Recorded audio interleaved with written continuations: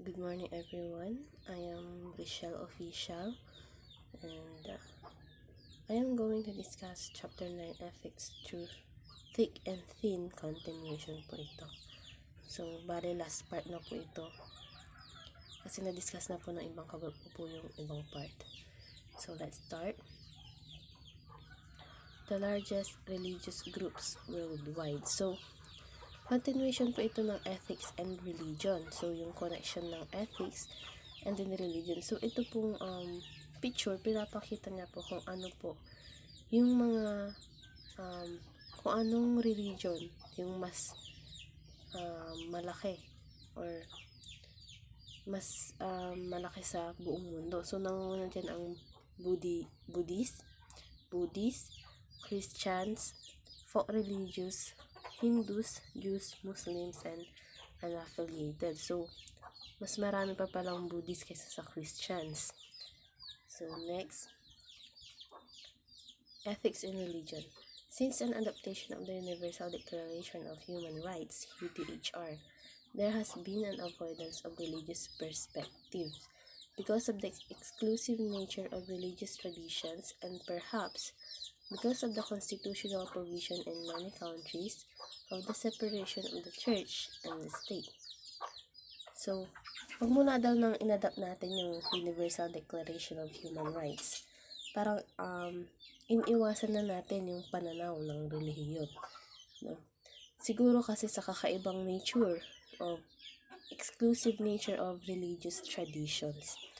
So, sabi rin dito, religion seemingly divides rather than unites human beings.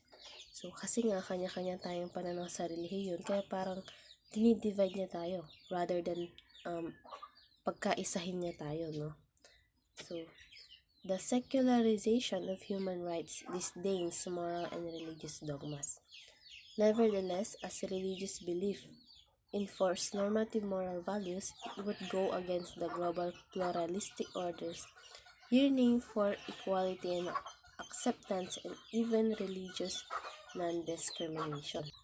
So, ibig sabihin lang yan, no, pag in-enforce natin yung religious belief sa moral values natin, parang sasalungatin niya yung hinahanap nating equality, acceptance, and religious non-discrimination. And Thomas 2005 explains that the modern world has also not entirely dismissed the idea of religion. This is evidenced particularly after the September 11, 2001 attack in the United States as it posed questions to the globalized world about our religious differences. So I think itong September 11, 2001, ito yung hijacking sa New York City ata sa World Trade Center. So, marami ang namatay, mahigit 2,000. So, parang nagbunga to ng mga katanungan, no? About our religious differences. So, next, the religious response, the role of religion in ethics. So, sabi nila, parang may pagka-similarity ang ethics and religion. Pero magkaiba sila ng meaning. So, yung ethics refers to the philosophical concept of morality. It analyzes concepts such as right and wrong, and it seeks to establish principles of right behavior that may serve as guides to action for people to follow. Pochman, 1992. So, yung ethics nga, no, it analyzes concepts such as right and wrong. Yung kung ano yung tama at mali. Nasa morality natin yon.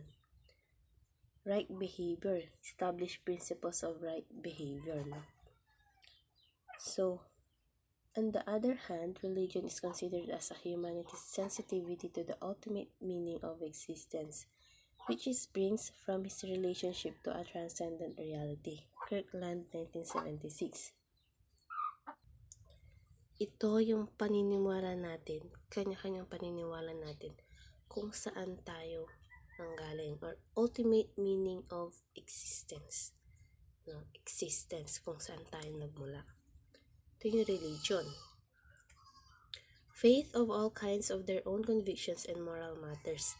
These religious responses to moral issues are definitely considered sacred as the Church believes it is tasked to guide humanity to moral consciousness. Take the case of the religious stances on sex and its immoral implication as seen in this infographic. So, faith of all kinds, no? Kahit magkakaiba man ng relihiyon, meron tayong own convictions and moral matters. Meron tayong moralidad, no? So, sabi rin dito, take the case of religious stances on sex. So, ito yung infographic natin. Yan. So, pag read, condemn or hindi talaga pinapayagan.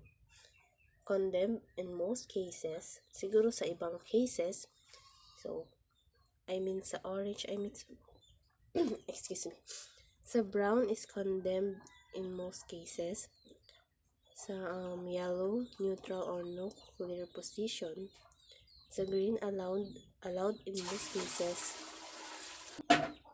and then sa blue is allowed. So, yung Roman Catholicism, talagang red talaga siya sa lahat ng bagay. Teen sex, premarital sex, divorce, abortion, and birth control. Pero sa mga Buddhism, Islam, and Judaism, ilan lang yung talagang pinagbabawal nila. Yun yung premarital sex sa Islam, and then homosexual orientation sa Islam din. So, sa Buddhism talagang condemned in most cases lang. Coping with the challenges of globalization.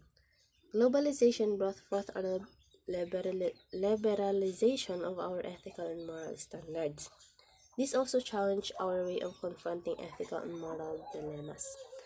Truth to be told, there is by no chance that we can escape from the effects of globalization anytime soon.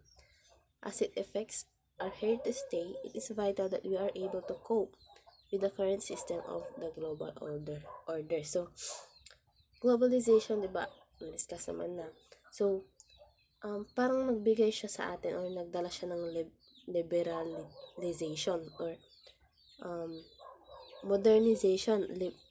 Ano bang ibang word ng liberalization, di ba? So, wala daw at dahil nga patuloy ang paglaki ng globalization, hindi natin maiiwasang hindi ma-adapt yung epekto nito. There is by no chance that we can escape or hindi natin maiiwasang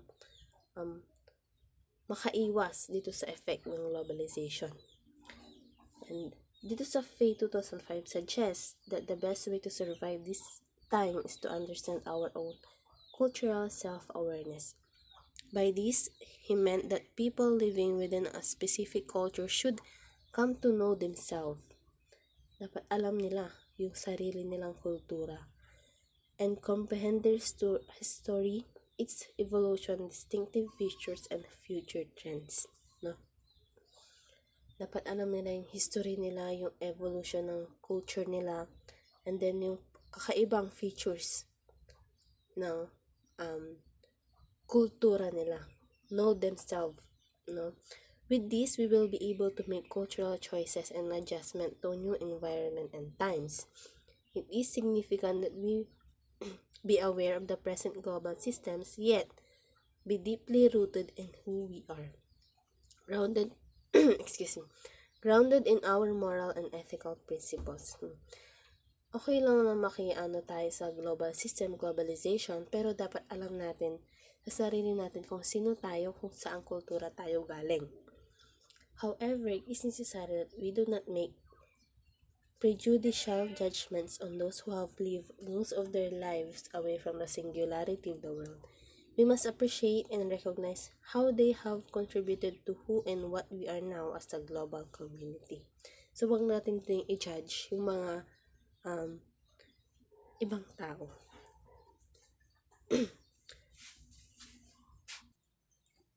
Millennials and the Generation Z should also thoughtfully and cautiously consider how they live their lives in the virtual world, as we are not going to take it from them, since it is the only world that they know. It is important that we work hand in hand in guiding them in in their self-discovery. So, sabi dito, millennials and Generation Z, no? Kasi nga, how they their live. Ito yung millennials and Generation Z, I think, itong panahon na to, no? So, virtual world, no? Technology, online. So, paano natin mati-discover yung sarili natin, no? So, sabi dito, hand in hand in guiding them is their self-discovery. So, kailangan magtulungan para ma-discover natin yung sarili natin. So, living in a pluralistic world undeniably poses challenges, threats, and opportunities to our moral consciousness.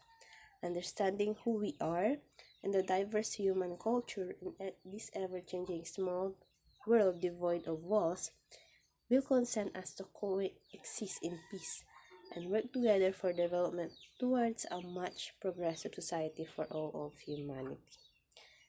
So, yan lang po yung report ko. Thank you po. Ako po si Rochelle Official and thank you po sa pakikinig.